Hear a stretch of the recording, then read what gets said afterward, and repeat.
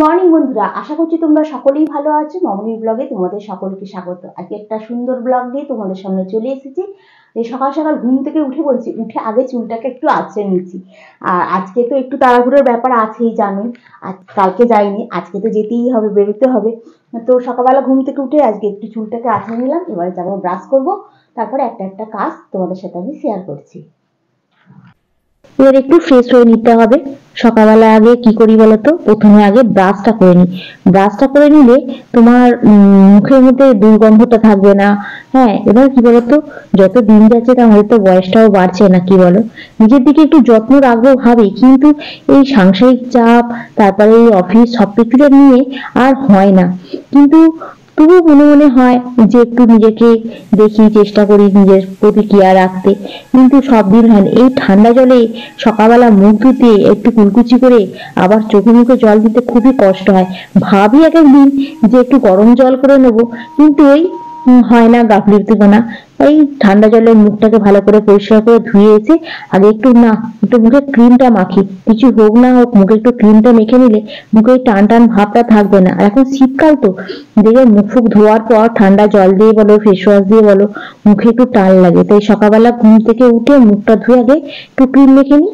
এবার স্নান টান করে ফেস ওয়াশ দিয়ে ধোয়ার পর তখন একবার মাখবো, আবার রাতে শোয়ার সময়।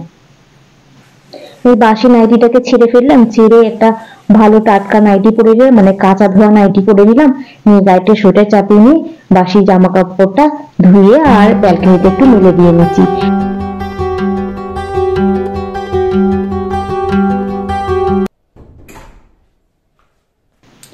আজকে একটু ইডলি করব। ইডলির জন্য এখানে বিউলির ডাল ভিজিয়ে দিয়েছি, আর এখানে চাল ভিজিয়ে দিয়েছি, আর এখানে 1 চামচ মেথি ভিজিয়ে দিয়েছি।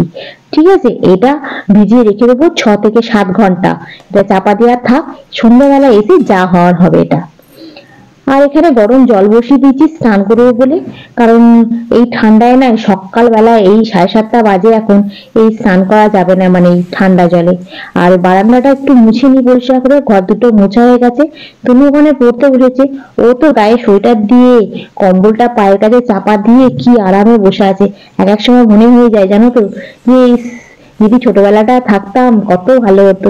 বড় হয়ে না সব যেন উলট পালট হয়ে গেল জীবনটাই। এখনো মনে হয় ছোটবেলা কত ভালো ছিল। এই রান্নাটাও কমপ্লিট হয়ে গেছে। আজকে করলা আলু ভাজা করে নিয়েছি, কালকেরই মতো করলা আলু ভাজা করে নিয়েছি। আজকে একটু পোস্ত বড়া হয়েছে, আবার মেয়েটা বলছে একটু পোস্ত বড়া করবে, আর তনুর জন্য একটু আলু চচ্চড়ি করে রেখে দিয়ে যাচ্ছি। গুড ইভিনিং বন্ধুরা, সন্ধ্যাবেলা বাড়ি ফিরে এলাম, এসে একটু কফি খেয়েছি। কফি খাইনি, সরি, আজকে গ্রিন টি করেছিল তনু, গ্রিন টি খেয়েছি, কফিটা ফুরিয়ে গেছে। তো আজকে আসার সময় কিছু বাজার করে নিয়ে এসেছি। আজকে বাজারে নিয়ে এসেছি পেঁয়াজ কালি। বুঝতে পারছো, পেঁয়াজ কালি কিন্তু আলু দিয়ে পেঁয়াজ কালি দিয়ে ভাজা খেতে খুব ভালো লাগে। পেঁয়াজ কালি নিয়ে এসেছি, আর ধনে পাতা নিয়ে এসেছি, গাজর নিয়ে এসেছি, আর টমেটো নিয়ে এসেছি। গাজর নিয়ে এসেছি, আর এখানে নিয়ে এসেছি টমেটো। এগুলো সব গুছিয়ে সুন্দর করে ফ্রিজে রেখে দিই।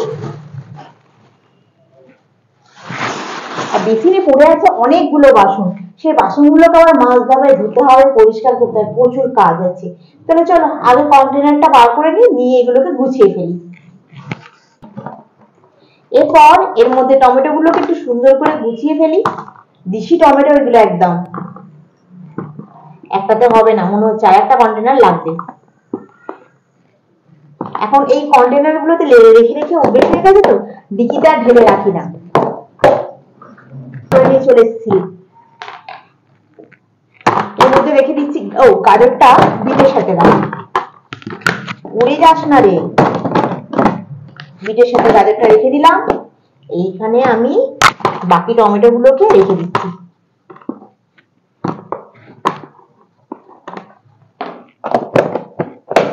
হলো। এরপর ধনে পাতাগুলোকে একটা প্লাস্টিকের মধ্যে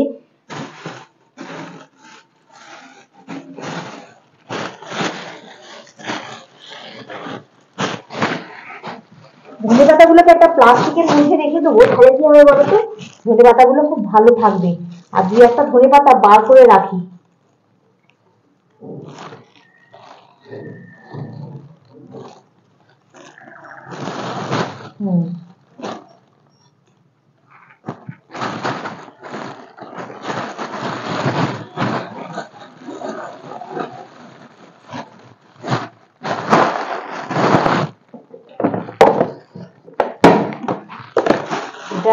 সাইডে এরকম করে রেখে দিই। আবার আলাদা কন্টেনার করে রাখছি। হলো, পেঁয়াজ কালিগুলোকে এরকম ভাবে গোটা গোটা রাখলে হবে না, রাখতে পারা যাবে না। এরকম দু টুকরো করে কেটে নিই, কেটে নিলে কি হবে তোর রাখতে খুব সুবিধা হবে। দু টুকরো করে কেটে নিলাম, নিয়ে দাঁড়া আর একটা কন্টেনার বার করে নিয়ে আসি।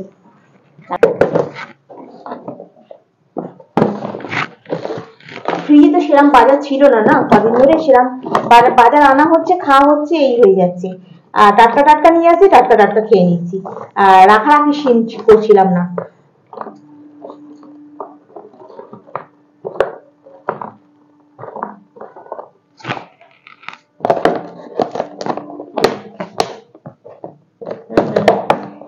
আটকালো না তো, আর একটু এরকম চেপে ঢুকিয়ে দিতে হবে।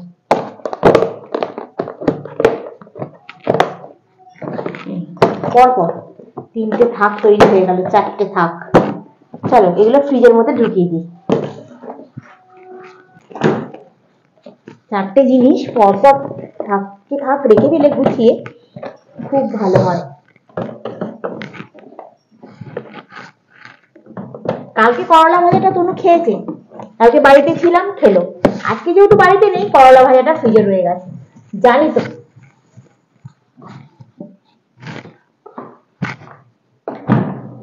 পেঁয়াজ কালি আলুটাকে ভেজে নিচ্ছি।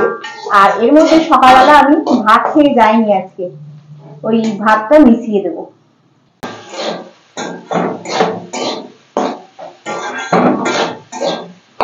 এর মধ্যে দিয়ে দিচ্ছি কাঁচা লঙ্কা, এর মধ্যে দিয়ে দিলাম ধনে পাতা। আগে আগে শীতের শুরুতে একটু শীতের সবজিগুলোর দাম হতে বেশি, কিন্তু তারপরে গিয়ে শীতের সবজিগুলোর দাম মোটামুটি কমে যেত। কিন্তু এখন যা দিনকাল পড়েছে, শীতের সবজির দাম একদম পড়ছে না। হ্যাঁ, এখনো পর্যন্ত ফুলকপি 30 টাকা 35 টাকা করে কিনতে হচ্ছে। আগে 30 টাকা 35 টাকা কোনো এই ছিল না। গ্যাসটা জ্বালিয়ে নি, দুধটাকে একবারে গরম করে নি, করে খাওয়া হয়ে যাবে। আর অল্প করে করলাম, সন্ধ্যাবেলা না চা খাওয়ার পর আমরা একটু ইডলি বানিয়েছিলাম, যে তাড়াতাড়ি অফিস থেকে যেহেতু চলে এসেছিলাম সেহেতু আজকে একটু ইডলি বানিয়েছিলাম। আর ইডলির রেসিপিটা আমি মিনি ব্লগে শেয়ার করে দিয়েছি, হ্যাঁ ওটা তোমরা একটু দেখে নিও। ও আর সেই জন্য আজকে আর অন্য কিছু মানে পেটে খিদে নেই যাকে বলে, তো শুধু রাত্রিবেলা অল্প দুটো ভাত ছিল বলে ওই সবজি ফবজি মিশিয়ে ওই তনু দুটো আমি দুটো দু চারটে খেয়ে নেবো। আর এখানে দুধটা গরম করতে বসিয়ে দিয়েছি, যদি ইচ্ছা হয় খাওয়া হবে, নাহলে এই দুধটাকে ছানা করে নেবো। এখনো বাসন পড়ে আছে, এই বাসনগুলো মাজতে হবে। খাওয়া দাওয়াটা কমপ্লিট করে জামা কাপড়গুলো সোফার মধ্যে পড়েছিল, সব নিয়ে চলে এলাম এই ঘরটাতে। এখন যদি রাত্রিবেলা না গুছিয়ে রাখি না, সকালবেলা বেরোতে অনেক লেট হয়ে যাবে। সেই জন্য সকালবেলা হাজার আর না ফেলে রেখে দিয়ে রাত্রিবেলায় ভালো করে সুন্দর করে একটু পাট পাট করে গুছিয়ে নি। কারণ সময়টা তুমি এখন পাবো, তুমি ধরো এখন বাজে প্রায় 10:30 পৌনে 11টা বাজে, এখন তুমি 12টা পর্যন্ত কাজ করো না, অসুবিধা নেই।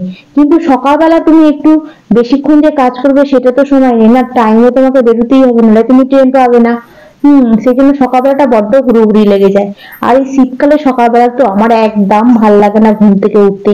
আর সারাদিন পরিশ্রমের পর যখন বিছানায় শুই না, তখন একদম মানে অচৈতন্য অবস্থায় ঘুমাই। একটা জিনিস জানবে, যেদিনকে দেখবে তুমি টেনশন করছো না, টেনশনের সময় তোমার দেখবে ঘুম আসে না, কিন্তু এই যে সারাদিন যে একটা পরিশ্রম হয়, এই পরিশ্রমের পরে যে ঘুমটা আসে না, সেই ঘুমটা মানে সলিড ঘুম হয় একটা।